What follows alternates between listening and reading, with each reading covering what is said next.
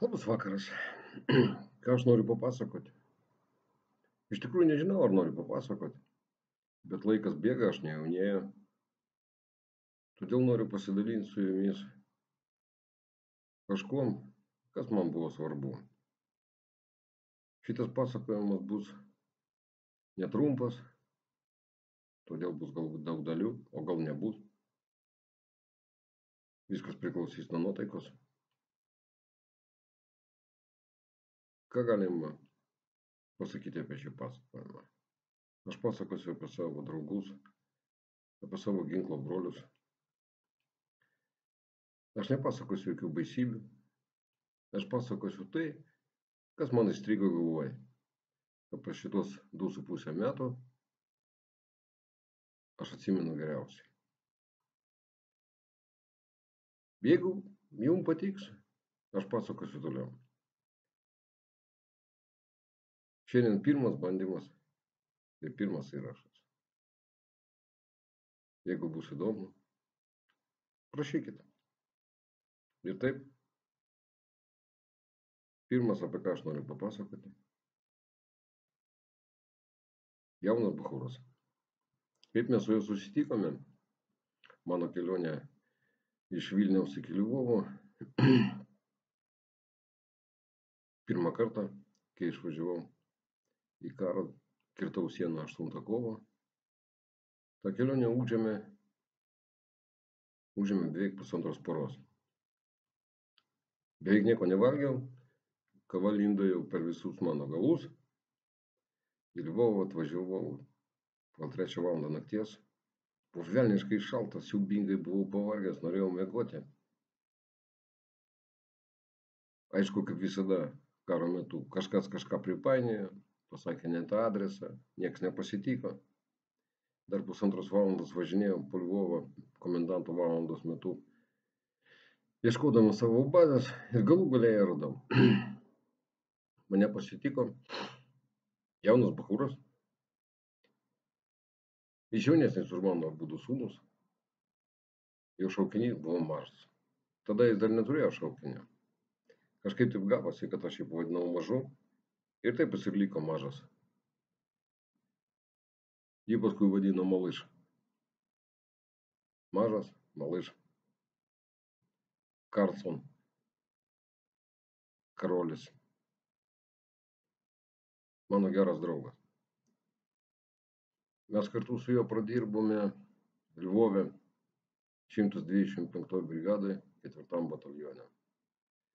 Mokėme karius beveik daugiau negu 2 savaitės.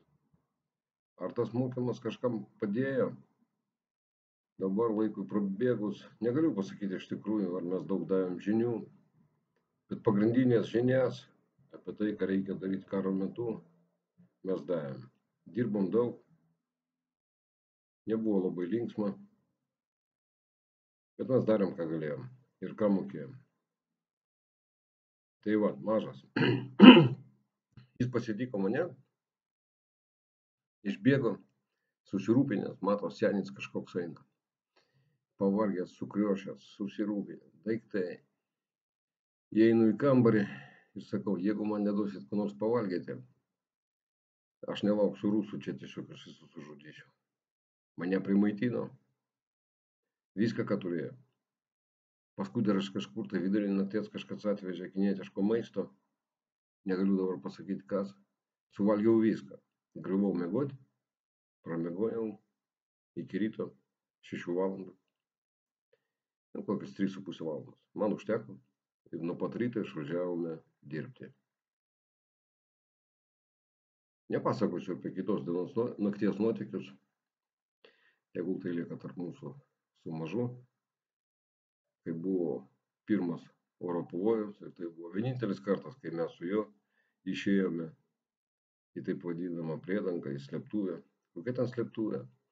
Tai buvo kažkokio tai universiteto bendrabutis. Tam bendrabutyje buvo nulinis aukštas, kuriame mes tipo ir slėpėmės. Jeigu kažkas būtų atsitikę, niekas nebūtų padėję. Bet visi ėjo, ir tada aš dar nuėjau. Po to mes daugiau nebevaikščiojom. Kas buvo Lvove, buvo juokinga ir įdomu. Taip gavosi, kad Mažas turėjo išvažiuoti į Vilnių, į Lietuvą, o aš išvariau į Kijevą. Praėjo kažkiek laiko, aš dabar negaliu pasakyti kiek, bet abrikosai jau žydėjo, jau ir vyšnios žydėjo. Ir vieną dieną pro vartus važiuoja greitosios pagalbos mašina, kurią atvarė, kaip jūs galvojat, kas Mažas. Ir pas mus vėl dviese prasidėjo darbai. Mes dirbome ir dirbom. Kartais atrodydavo, kad viena diena keičia kitą ir tu nebesupranti, ką tu darai. Ir svarbiausia, ar tai duoda naudą. Nes kiekvieną dieną tu gauni informacijos ir mokaisi iš naujo ir mokai kitus. Mažas arė kaip jautis. Mes važinėjome po poligonus, mes vedėm šaudymus. Mūsų dalinys buvo išmėtytas po miesto apylinkės ir tam, kad apvažiuoti nuo vieno taško iki kito, užimdavo kokias 4 valandas. Čia tik apvažiavimą. Vieną dieną mūsų padalinys buvo pakeltas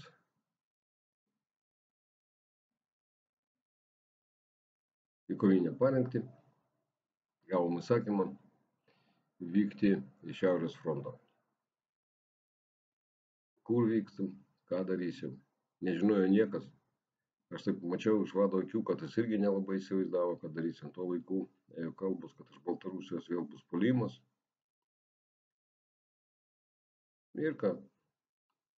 Gavau įsakymą surinkti visas kopas, baterijas, atskirus būrius, duoti jiem tašką, kur jie turi važiuoti ir lėkti. Ir taip mes su Mažu pravarinėjom beveik 2 paras. Po tos miškus, gal ne 2, mažiau. Bet ar mes valgėm ir miegojome, tikrai aš šito neatsimenu. Antros paros gale mes galų gale davažiavome iki mūsų naujos paskirties vietos, kur turim vykdyti kovinę užduotį. Buvo kokios 2 valandos nakties galbūt. Tamsu. Atidavėm visą ginkluotę, kur kam reikėjo.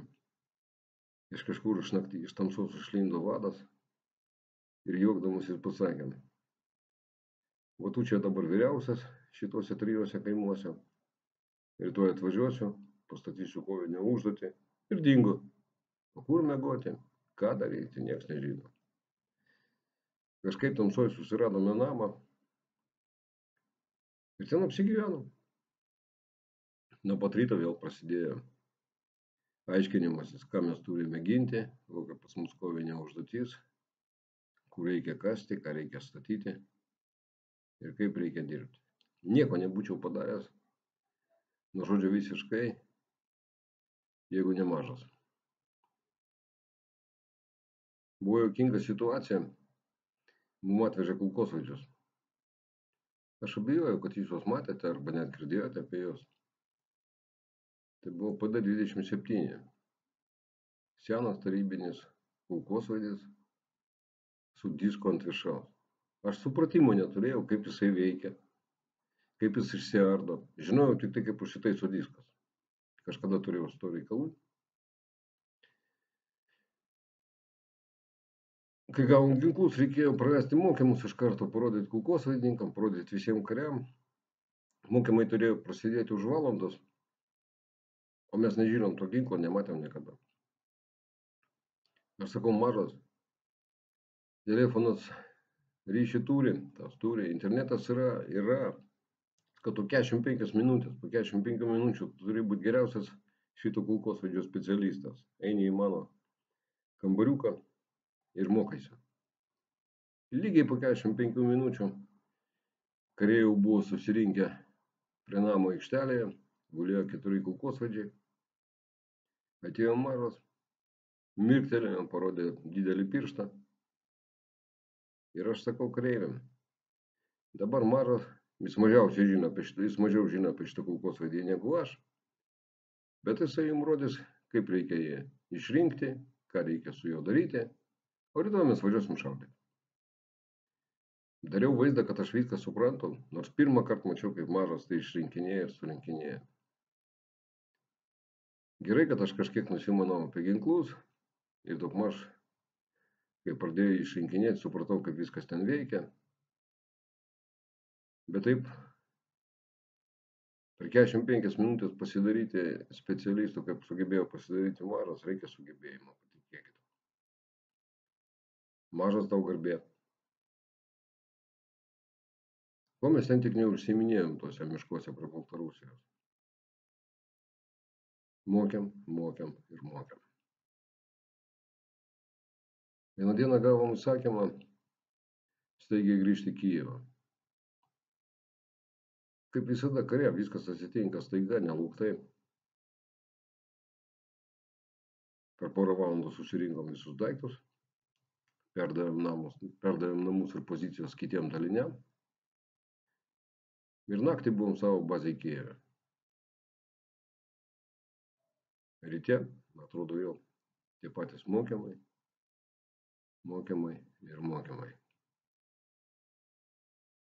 Mažas išvažiavo. Bet Lietuvoje jam nesisėdėjo, darbo buvo daug, jis suprato, kad aš vienas nesitvarkysiu ir jisai vėl grįžo. Tada buvo juokingas laikas. Mes žiauriai tikėjome, kad mums duos viską, ko reikia Ukrainai. Ir kad mes galėsime šitą karą užbaigti iki rudens. Tikrai tikėjau. Mažas tikėjo, vadas tikėjo, visi tikėjo. Vieną birželio dieną mes sugalvojame, kad mūsų darbas yra atliktas. Susikaupė krūvos reikalų Vilniuje, pas mane, pas mažą. Mes atėjom pas vadą ir pasakėm, vadas, mums reikia važiuoti. Jis sako, aš viską suprantu, mes jums čia pinigų nemokam. Jūs tik mums viską vežat ir vežat, ačiū jums vyrai už viską. Apsikabinom, išgėrėm vakare truputį. Anksti ryte, 5 ryto, kad kuo mažiau žmonių matytų, kaip mes išvažiuojame. Mes bandėm išvažiuoti, kur tau?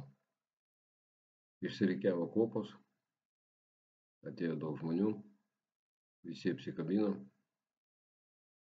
Mes tikėjome, kad mes tą karą laimėsime. Sėdom į mašiną ir išvažiavom į Lvovo pusę. Mus vežė 2 kariškiai, mes tada buvom be mašinos savo, palikom viską ukrainiečiam. Apie ką mes galvojam su mažu važiuodami? Mes galvojam, kad mes čia grįžim tik į paradą. Taip nesigavo. Mažas, aš noriu tau pasakyti, kad jeigu ne tu, aš neišlaikyčiau Lvove. Jeigu ne tu, aš tikrai neišlaikyčiau Baltarusijos sienoje. Jeigu ne tu, aš neišlaikyčiau nei gamykloje, nei Saturne.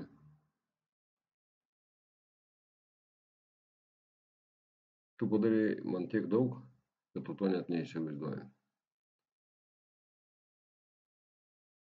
Praėjo daug laiko, buvo 23 metai, vieną dieną man paskambino ir pasakė, kad skubiai yra skubus darbas, labai daug neaiškins, ką reikia iš minutojo, reikia manęs ir reikia mažo. Tai buvo sausio mėnesis. Mes 4 sėdom į mašiną ir išlėkėm į velnią žino kur. Dabar tas miestas jau beveik prie fronto linijos. Tie žmonės, kuriuos mes mokėme, beveik visi žuvo. Su manim buvo mažas, Panama ir Dogas. Linkėjimai jums, vyrai.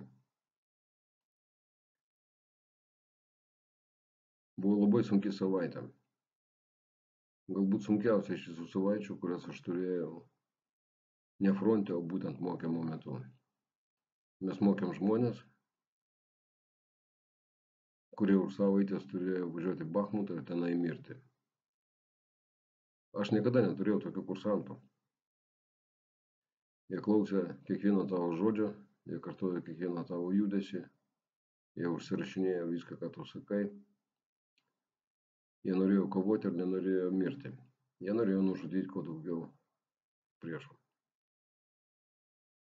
Ir aš vėl pasikartosiu, jeigu ne mažas, aš nieko nebūčiau padaręs. Apie tokius kaip mažas turiu pasakoti ne aš, turiu pasakoti aktoriai, rašytojai turi rašyti knygas. Niekas Lietuvoje nežino apie tai, ką jis padarė. Niekas nežino apie Panamą, niekas nežino apie Dogą. Aš žinau ir aš jūsų neužmiršiu, vyrai. Todėl aš ir rašinėju šitą. Nelabai ryšlų, galbūt nelabai įdomu kai kam tekstą. Bet aš pasistengsiu toliau pasakoti apie tai, kas buvo. Aš kartuosiu, grįšime ir prie mažo dar, ir prie Manamos, ir prie Dogo. Šiandien jau vėlus vakaras, rytoj bus sunki diena. Ką aš galėjau pasakyti apie mažą? Aš mačiau, kaip jisai bijodavo. Bet jisai niekada nebuvo sustojęs. Jis visą laiką darė tai, kas reikia. Būdavo atveju, kai būdavo baisu. Būdavo atveju, kai būdavo juokinga po to, kai buvo baisu. Bet mažas niekada neatsitraukdavo. Nei vieną kartą jis nepasakė, kad jis kažko negali padaryti. Ir visą laiką darė. Ačiū tau, mažas. Iki susitikimo. Aš manau, kad aš dar rašysiu kažką.